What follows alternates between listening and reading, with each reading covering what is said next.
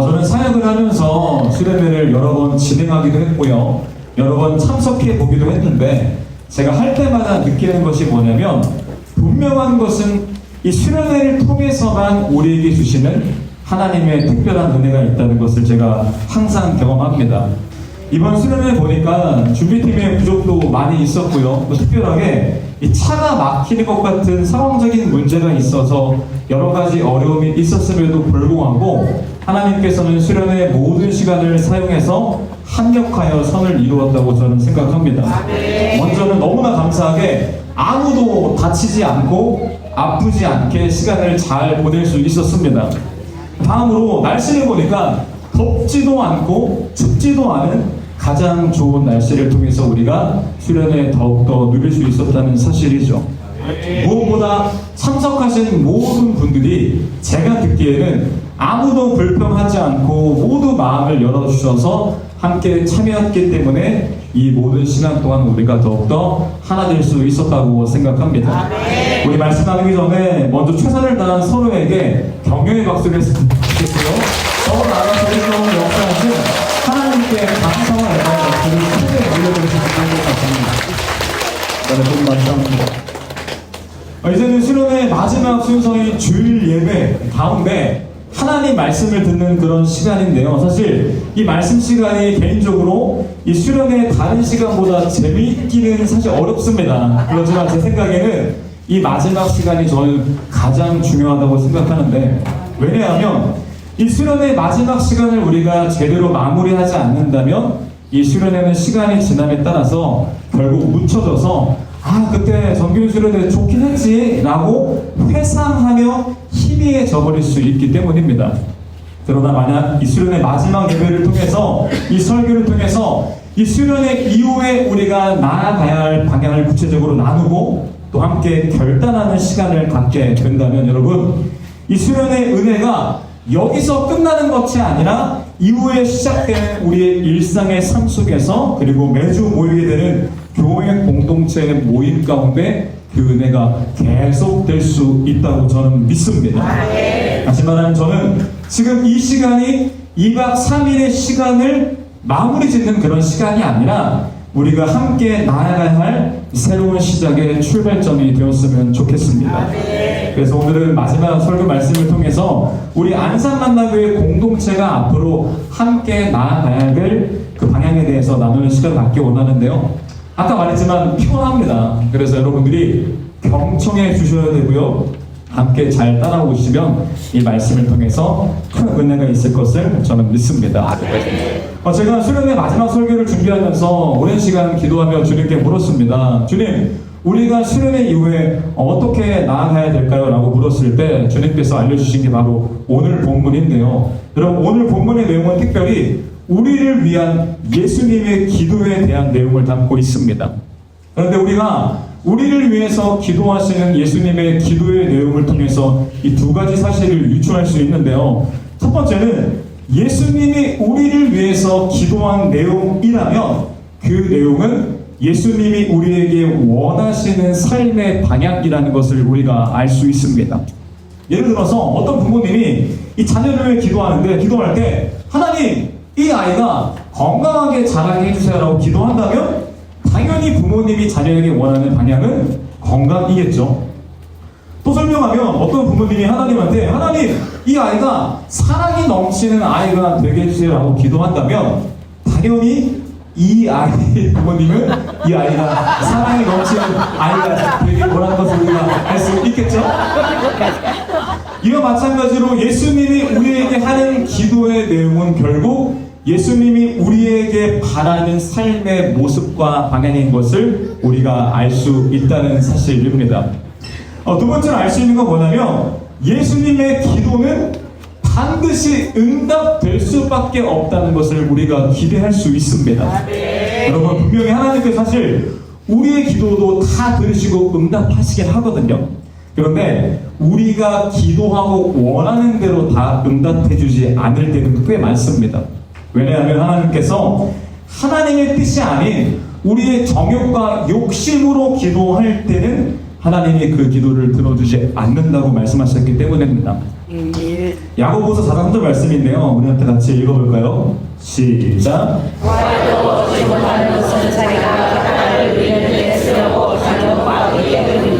아멘. 구하여도 얻지 못할 수 있는데요. 어떤 경우냐? 우리의 쾌락과 욕심으로 잘못 쓰려고 구할 때는 주님께서 응답하지 않을 때가 있다는 거죠.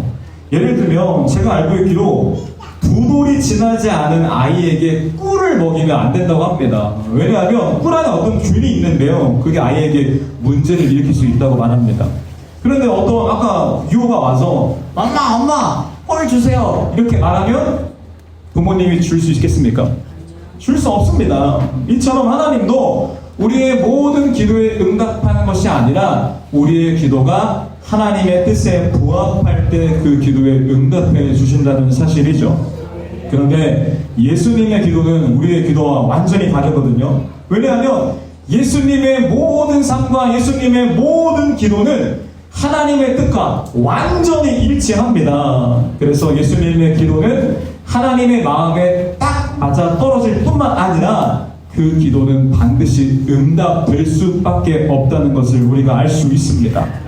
그럼 정리하면요, 우리는 우리를 위한 예수님의 기도의 내용을 통해서 우리가 살아가야 할 인생의 방향을 알 수 있고요. 더 나아가서 우리가 예수님의 기도의 방향 따라 살아가려고 결단하며 나아갈 때 그 기도가 반드시 우리의 삶 가운데 이루어질 수 있다는 확신을 우리가 가질 수 있다는 사실이죠. 그렇다면 우리의 질문 이거 아니겠습니까? 도대체 우리를 위한 예수님의 기도의 내용이 무엇일까요? 그 내용이 바로 아까 읽었던 요한복음 17장 11절 말씀에 기록되어 있는데요. 함께 큰 소리로 같이 읽도록 하겠습니다. 시작. 나는 이제 더 이상 가상에 있지 않는다. 그들은 가상에 있습니다. 나는 아버지께로 갑니다. 거룩하신 아버지, 아버지의 백성을 위해 아버지께로 그들을 지켜주셔서 우리가 하나님과 같이 하나 되어 주십시오. 아멘. 우리를 향한 예수님의 기도의 내용의 핵심이 뭐냐? 바로 우리가 하나 되는 것입니다. 한번 따라해 볼까요? 예수님의 기도는 우리의 하나됨을 위한 기도이다. 다시 한번 따라해 보겠습니다. 예수님의 기도는 우리의 하나됨을 위한 기도이다. 그래서 우리는 예수님의 기도처럼 하나 되기 위해서 이번 수련회를 시작하게 되었던 것입니다. 그런데 여러분, 예수님의 기도처럼 이 하나됨이 진짜 우리 삶 가운데 이루어지는지 알기 위해서는 이 하나됨의 의미를 우리가 분명히 알아야 되거든요. 여러분, 질문 드리고 싶은데요. 지금 한번 하나됨을 떠올려 보면 어떤 것이 생각나십니까? 저 같은 경우는 사랑의 언어 중에 두 번째가 스킨십인데 제 머릿속에 떠오르는 것은 이렇게 붙어서 껴나 있는 모습이 떠오르거든요. 그런데 아마 대부분의 사람이 이 사랑 안에 하나됨 혹은 하나됨을 생각해보면 대부분 관계적인 하나됨을 떠올릴 거라고 저는 생각합니다. 왜냐하면 특별히 우리나라는 이런 관계 하나됨을 되게 많이 추구하는 그런 나라이거든요. 그래서 함께하는 공동체성을 되게 강조하는 민족이기 때문입니다. 예를 들어보면요, 우리나라 사람들이 가장 많이 사용하는 인칭 대명사가 뭔지 아십니까? 우리입니다. 여러분, 재밌는 것은 미국에서는 이렇게 말합니다. My car, my family, my house 이렇게 말하는데 우리나라는 우리 나라, 우리 집, 우리 교회, 우리 차. 다시 말하면 민족성인데요. 우리는 항상 공동체성을 강조하는 그런 환경에 자라왔기 때문입니다. 그래서 대부분의 사람들이 보니까 규모가 크던 작던 상관없이 우리라는 관계에 하나됨에 속하고 싶어 하고요. 나만의 우리, 나만의 모임, 나만의 공동체를 만들고 싶어 하고 그 안에 들어가기 원한다는 것이죠. 그래서 사람들이 어떤 모임에 가게 되면 제일 먼저 뭐 하는지 아세요? 학교에 가든 직장에 가든 어떤 모임에 가면 최소한 나랑 같이 밥 먹을 수 있는 내 그룹을 만들려고 시도한다는 사실입니다. 여러분, 그런데 우리가 생각하는 그런 관계의 하나됨은 대부분 어떻게 형성되냐면요, 우리가 가지고 있는 공감대나 공통 분모를 통해서 만들어지기 시작합니다. 제가 미국에 사역했을 때 특별히 새신자 사역을 오래 했거든요. 근데 그들을 제가 처음 대면하면 그들이 되게 경계합니다. 약간 미간에 주름도 있고 저를 싫어하는데 제가 질문을 시작하죠. 이런 질문입니다. 어디서 왔어요? 뭐 직업이 뭐예요? 나이가 몇 살이에요? 취미가 뭐예요? 질문을 계속 하다 보면 신기한 게 하나 걸리거든요. 그게 걸려서 공감대를 만들면 그 새신자의 마음이 열리는 것이 제가 보입니다. 이처럼 모든 사람은 본능적으로 공감대를 만들고 싶어 하고요. 그 사람에게 마음을 더 쉽게 열며 그 사람들과 함께 나만의 공동체와 나만의 관계의 하나됨을 원하는 마음을 다 가지고 있다는 사실입니다. 여러분, 그런데 문제는 뭐냐? 이러한 관계의 하나됨이 나쁜 것만은 아니지만 우리가 만약에 관계의 하나됨만을 추구하게 된다면 우리는 반드시 어떤 문제에 직면하게 되는데요. 그 문제가 무엇이냐?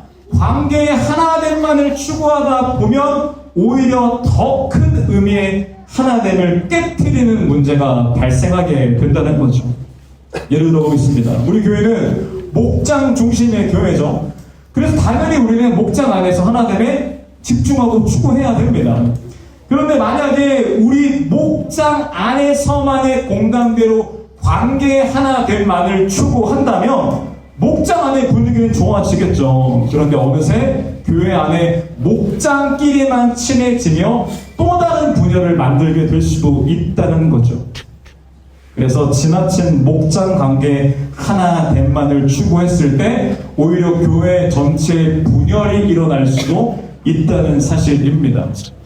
이런 문제는 확장되는데요. 한 교회뿐만 아니라 교회와 교회 사이의 분열도 만들 수 있습니다. 예를 들어서 지나치게 우리 안산 만나 교회만의 하나됨만을 추구하다 보면 어느새 다른 교회와 교류가 끊기게 되는데요. 그러다 보면 다른 교회와의 하나됨이 깨지게 되고요. 심지어 교회와 교회 사이의 분열을 넘어서 경쟁이 생기게 될 수도 있다는 거죠. 더 나아가서 한 가지 문제가 또 있는데요. 교회 안에 믿는 사람끼리만의 관계를 추구하다 보면 어느새 우리가 세상과 단절되어 버려서 세상 사람들이 보기에 교회는 외부와 완전히 차단되어 버린 이기적인 집단으로 비추어질 수 있게 된다는 사실입니다. 그래서 실제 예시인데요. 너무 교회 안에 서로 사이가 심하게 좋거나 교회 공동체가 세워진 지 오래된 교회를 보면 새 신자가 와도 정착하지 못하는 경우가 생각보다 많이 있다고 제가 들었습니다. 왜냐하면 그들끼리의 관계가 너무나 가깝기 때문에 다른 새로운 사람이 들어올 공간 자체가 없다는 사실이죠. 정리해서 한번 비유해 보겠습니다. 각 교회를 어둠을 비추는 등불이라고 비유했을 때 우리는 어둠을 비춰야 되거든요. 어떤 상황이냐? 이 어둠을 비칠 등불인데 울타리 같은 덮개로 교회가 다 덮여 있는 겁니다. 그리고 교회끼리 경쟁을 시작하는 거예요. 어느 교회가 더 하나된 관계를 누리고 있느냐, 어느 교회가 더 이벤트 잘하고, 어느 교회가 더 말씀 잘 전하고 예배 좋냐, 서로 비교하면서 진짜 하나됨을 만들어 가는 척하지만 오히려 세상을 배척하게 되고 교회끼리 서로 고립되어 경쟁하게 되는 문제가 발생할 수도 있다는 사실입니다. 여러분, 저는 지금 관계 하나됨을 추구하지 말라고 말하는 게 아닙니다. 분명히 하나님의 사랑 안에서 우리는 관계적인 친밀함을 많이 누려야 됩니다. 그러나 우리의 관계 하나됨의 목적과 방향이 잘못되었거나 관계 하나됨 안에서 지나치게 서로만을 바라보다 보면 반드시 서로의 단점을 결국 보게 되고 그 관계 안에 문제가 생기게 될 수 있고요. 더 나아가서 우리끼리만 하나 되려고 하다 보면 결국 집단 이기주의에 의해서 우리가 하나님의 하나됨을 방해하게 될 수도 있다는 사실입니다.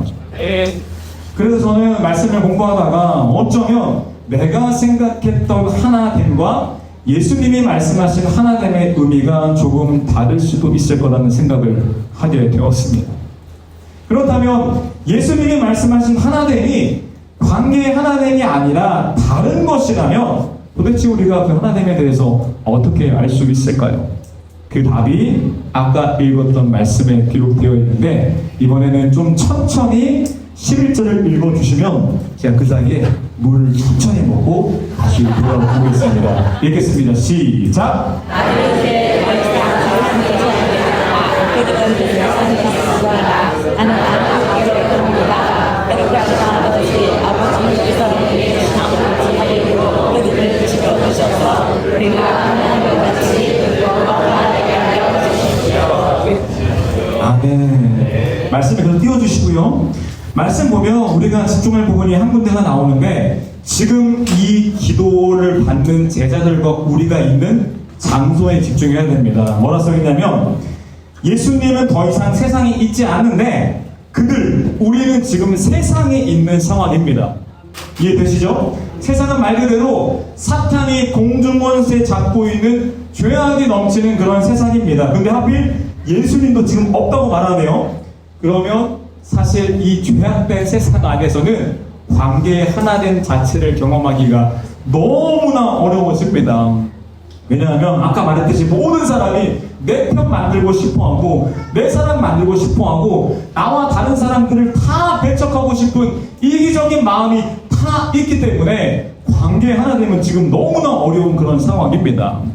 만약에 예수님이 우리에게 관계 하나됨을 말씀하신 것이라면 아마 이렇게 말했을 것 같습니다. 야, 험한 세상에 나가지 말고 우리끼리 너희끼리 울타리 치고 사랑 안에 똘똘 뭉쳐 있어 라고 말했을 거라는 사실이죠.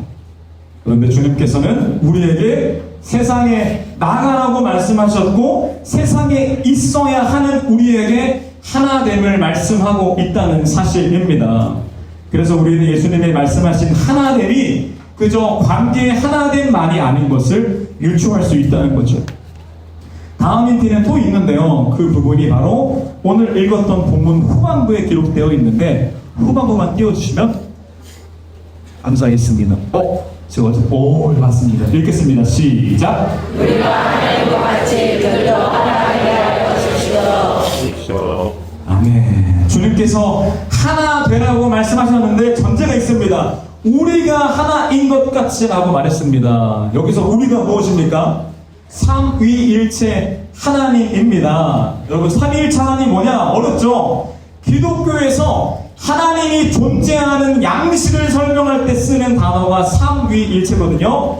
설명해 드릴게요. 쉽게 말하면 성부 하나님과 성자 예수님과 성령님이 각각 존재하는 세 분인데, 이분은 각각 존재함과 동시에 완전히 한 분이라는 말 이해되세요?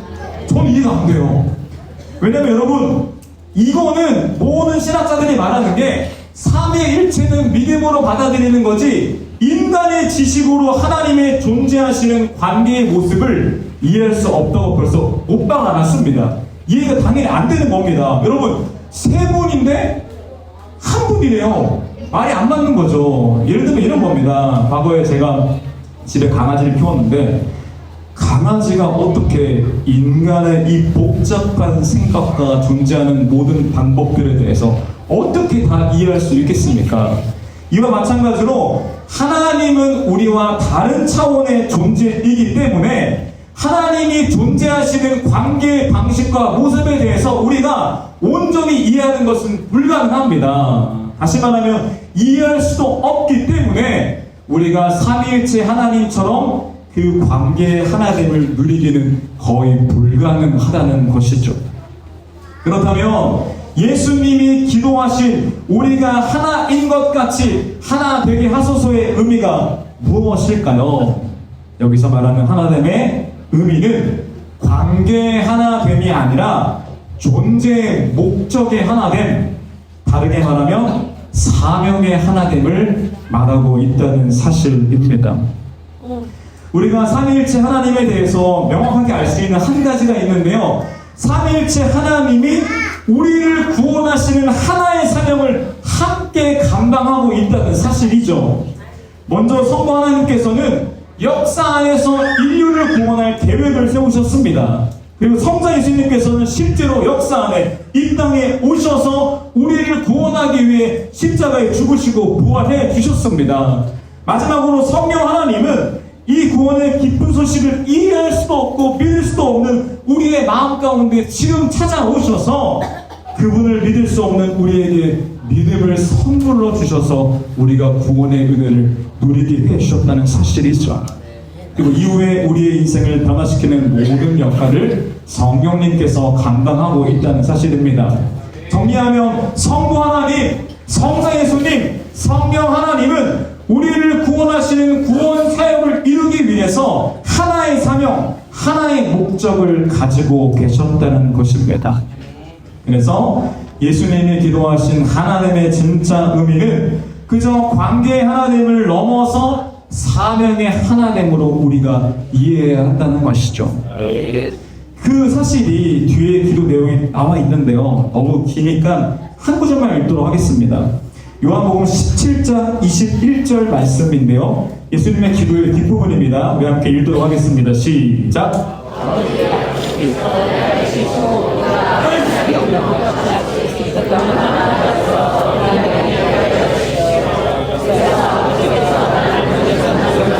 그것을 세상에 믿게 하여 주십시오. 아멘. 하나님의 목적이 뭐냐면 아버지께서 예수님을 보내셨다는 그 복음의 사실을 전해서 세상이 그것을 믿게 하여 주십시오라고 기도했다는 것입니다. 한번 저를 따라하겠습니다. 진정한 하나됨은 사명의 하나됨이다. 다시 한번 따라하겠습니다. 진정한 하나됨은 사명의 하나됨입니다. 한 번 더 따라하겠습니다. 그 사명은 복음을 전하는 것입니다. 한 번 더 하겠습니다. 그 사명은 복음을 전하는 것입니다. 사랑하는 여러분, 하나님이 허락하신 관계 하나님을 사랑 안에서 누려야 하지만 거기서 멈춰 있지 말고 예수님이 진짜 원하시는 하나됨, 사명의 하나됨인 복음을 전하는 사명의 하나됨으로 우리가 같이 나아가야 합니다. 그런데 아마 이 중에서 이 주님 말씀하신 우리 인생의 방향이 복음 전하는 사명인 것을 들었을 때 아마 저항감이 생기는 사람이 있을 수도 있습니다. 왠지 아세요? 주님 말씀하신 명령하신 영혼구원의 사역이 복음을 전하는 사명이 너무나 어렵기 때문입니다. 아마 이 중에서 영혼구원 사역을 한 번이라도 시도해 봤거나 경험한 사람들이 있다면 불신자를 전도해서 그 사람이 주님께 돌아오는 그 과정이 얼마나 오래 걸리고 얼마나 힘든지 다 알 거라고 생각합니다. 심지어 우리가 아무리 노력해도 그 사람의 영혼 구원의 열매를 장담할 수 없고 그 과정 가운데 수많은 다칠 일들이 너무나 많이 생길 수도 있다는 거죠. 여러분, 제가 너무 잘 압니다. 저도 오랜 시간 사역하면서 복음을 제가 거의 수천 명 전했는데요. 거의 다 거절당합니다. 그리고 저는 그게 얼마나 힘든지 지금도 과거에도 앞으로도 뼈저리게 느낄 거라고 생각합니다. 그래서 예수님이 우리에게 원하시는 하나됨이 예수님 믿지 않는 사람에게 복음을 전하는 사명의 하나됨이라는 걸 들었을 때 우리 마음 가운데 이런 생각이 들 수 있죠. 예수님, 사람 부족하고 사람 필요해서 힘든 일 맡기려고 괜히 나 사랑해줘서 나 부른 거 아니야? 나 고생시키려고 나 구원해 주신 거 아니야? 라는 생각이 잠깐 들 수도 있다는 거죠. 여러분, 그런데 이것은 우리를 향한 주님의 마음에 대한 완전한 오해입니다. 여러분, 확실히 말씀드리면요, 주님은 절대로 능력이 부족해서 마땅한 사람이 없어서 울며 겨자 먹기로 우리를 사명의 자리로 부르신 것이 절대로 아닙니다. 그리고 우리를 고생시키려고, 힘들게 만들려고 사명의 하나님의 자리로 우리를 초대하신 것이 절대로 아닙니다. 그렇다면 예수님이 우리를 왜 사명의 하나됨으로 초대하셨을까요? 이유는 하나인데요, 주님이 이루어 가실 하나님 나라의 구원 역사 가운데 우리를 동참시켜 주셔서 그 구원 사역 가운데 경험할 수 있는 모든 기쁨과 영광과 그 열매들을 우리가 함께 누리게 하기 위해서 우리를 사명의 자리로 초청해 주셨다는 겁니다. 여러분, 기억하십시오. 사명을 실제로 이루어 가시는 주체는 내가 아니라, 우리가 아니라 바로 하나님이십니다. 우리가 할 것은 그저 하나님 아버지의 말씀에 순종만 하고 옆에 붙어 있기만 하면 됩니다. 때로 우리가 최선을 다했음에도 열매가 없을 때가 찾아오겠죠. 노력했음에도 말씀에 순종 못할 때가 오겠죠. 그러나 그럼에도 우리가 하나님의 사명에 하나님에 붙어 있기만 한다면 우리는 구원사역의 모든 과정 가운데 그리고 마침내 구원사역이 완성돼서 열매를 추수하게 되는 그 날 가운데 우리는 모든 기쁨과 영광을 함께 누리게 될 수 있다는 겁니다. 한 가지 예를 들기 원하는데요. 첫째 날 설교에 말씀했던 기계치 목사님 이야기입니다. 그 목사님이 미국에 계신 목사님인데요. 미국은 일반적으로 집이 아파트나 빌라보다 하우스가 많습니다. 2층 집에다가 마당이 있는 그런 집인데 그 목사님 집이 마당이 있는 그런 집이었어요. 그래서 그 집에서 아내와 너무 귀여운 딸과 함께 살았는데 이 목사님 집에 보니까 이 앞에 마당이 조금 있거든. 마당이 비어 있어서 고민하다가 목사님이 이 밭에다가 방울토마토를 심기로 결심하게 되었습니다. 그런데 혼자 하는 것보다 이 사랑하는 딸과 함께 하면 더 좋을 것 같아서 그 딸에게 같이 하자 그랬죠. 근데 딸은 흔쾌히 아빠의 요청에 오케이 했습니다. 아빠 알았어. 그런데 이 딸이 어렸거든요. 워낙 어리다 보니까 이 딸이 아빠가 방울토마토를 심는데 도움이 되기는커녕 오히려 방해가 되었습니다. 아빠가 부탁한 일이 있는데 그것들을 실수하기도 하고요. 오히려 중간에 장난치고 싶어서 흙을 엎기도 하고 물을 뿌리기도 하면서 오히려 아빠의 일을 방해할 때가 훨씬 더 많이 있었습니다.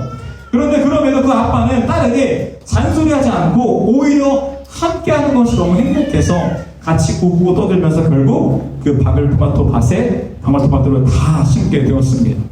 사실 실제로 보면 거의 목사님 혼자 힘으로 그 밭을 다 일군 것과 마찬가지죠. 그런데 과정 속에 그저 딸과 함께 했을 뿐이었습니다. 그러다가 시간이 지나서 방울토마토를 드디어 수확하는 날이 찾아왔습니다. 여러분, 그 열매를 수확하는 그 날 실제적으로 열매를 심었던 아빠만 기뻤을까요? 아닙니다. 그 모든 과정에 함께한 딸도 함께 환호성을 지르며 기뻐했다는 것이죠. 왜냐하면 실제적으로 아빠가 거의 다 한 건 맞긴 맞지만 그 딸은 마치 자기가 그 밭에 있는 토마토를 심고 수확한 것처럼 함께 동참했다는 이유만으로 함께 기뻐할 수 있었다는 사실입니다. 여러분, 이게 바로 사명의 하나님의 우리를 부르신 하나님 아버지의 마음입니다. 하나님께서는 우리를 사명의 자리로 부르신 것이 뭐냐면 바로 우리를 이 토마토 밭에 초대한 것과 똑같은 그런 상황입니다. 사실 우리는 이 밭에 들어올 자격이 없는 이기적인 죄인이었습니다. 그런데 주님께서는 그런 우리에게 먼저 찾아오셨고요. 우리를 사랑해 주셨고 그 사랑의 증거로 십자가에 죽으시고 부활하심을 통해서 우리를 하나님 나라의 가족이요 자녀로 삼아 주셨다는 겁니다. 더 나아가서 그런 우리를 하나님 나라의 사명에 초대해 주신 것이죠. 그렇다면 그 밭은 어디냐? 바로 그 밭은 우리가 살아가고 있는 삶의 현장이 바로 그 사명의 밭이라는 사실을 우리가 할 일은 한 가지입니다. 그저 아버지 명령에 순종하면서 영혼구원의 열매를 위해서 최선을 다하기는 해야 됩니다.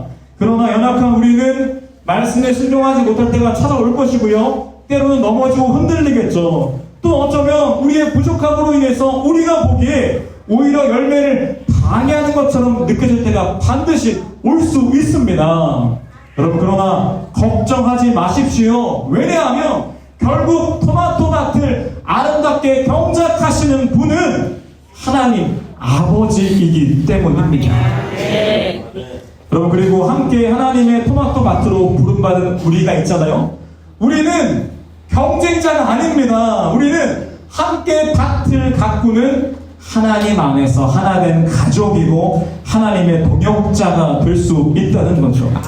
그래서 만나교회 공동체 안에 모든 사람들이, 심지어 다른 교회 다니는 모든 사람들이, 심지어 다른 나라에 있는 모든 믿음의 사람들은 너무 다르고 공통점이 없을 그럼에도 불구해서 관계의 하나됨을 이루기 힘들 때가 찾아올 수 있지만 그 모든 사람들이 사명 안에서는 하나의 가족이 될 수 있고 사명 안에서는 하나의 동역자가 될 수 있다는 사실입니다. 그래서 우리는 한 사명 안에 있는 가족이기 때문에 절대로 서로의 다름으로 경쟁하지 않아야 되고요. 서로의 다름을 판단해서도 안 되고 서로의 다름을 인정하며 함께 하나의 사명을 붙잡고 나아가야 합니다. 같이 경작하다가 힘들면 서로 위로해 주시고 서로 격려해 주시고 함께 다시 그 사명을 바라보며 나아가는 것이죠. 그런데 우리가 해야 할, 포기하지 않아야 할 딱 한 가지 일이 있는데요. 이게 뭔지 아십니까? 그것은 우리 아버지가 그 토마토 밭을 다 경작하고 열매를 맺을 때까지 우리가 자리를 지켜야 한다는 것입니다. 그렇게 끝까지 사명의 자리를 지키고 끝까지 사명의 하나님을 붙잡고 나아갈 때 결국 하나님 아버지가 밭의 열매를 수확하는 그날이 찾아오게 되는데요. 우리는 그때 마치 우리가 사명을 다 이룬 것처럼 하나님 아버지와 이 가족들과 함께 기뻐하며 그 하나님 나라의 모든 영광을 함께 누리게 될 것입니다. 결론을 말씀드리겠습니다. 반지 좀 나와주시고요.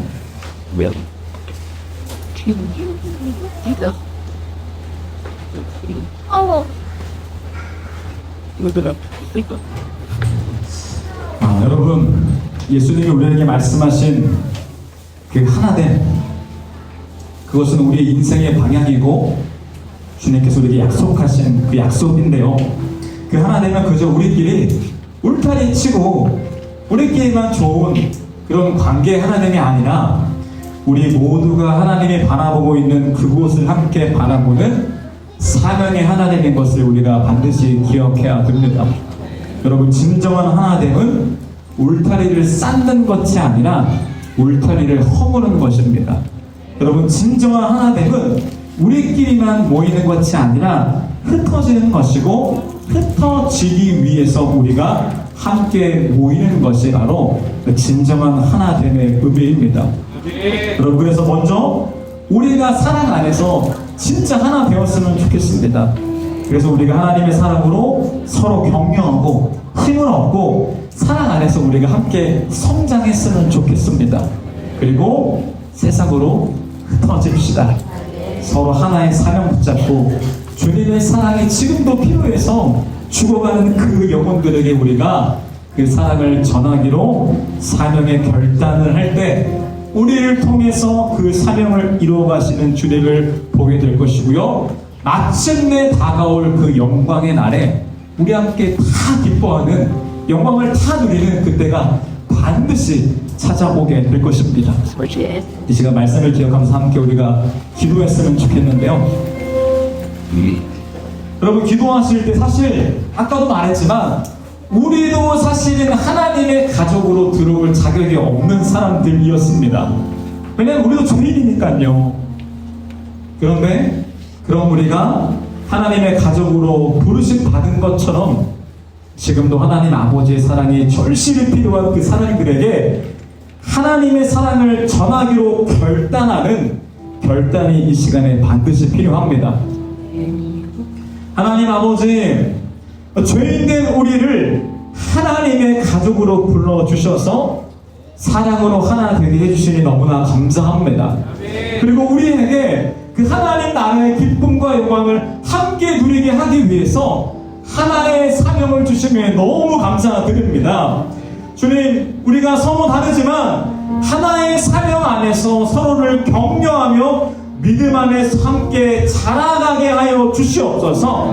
하나의 사명 안에서 우리를 통해 일하시는 주님의 역사하심을 함께 경험하게 하여 주시옵소서. 무엇보다 끝까지 그 사명의 하나됨을 놓지 않고 그 자리를 지키게 하여 주시옵소서. 우리 다 함께 주여 한번 부르시고 믿음으로 결단하며 기도하며 나아가겠습니다. 주여!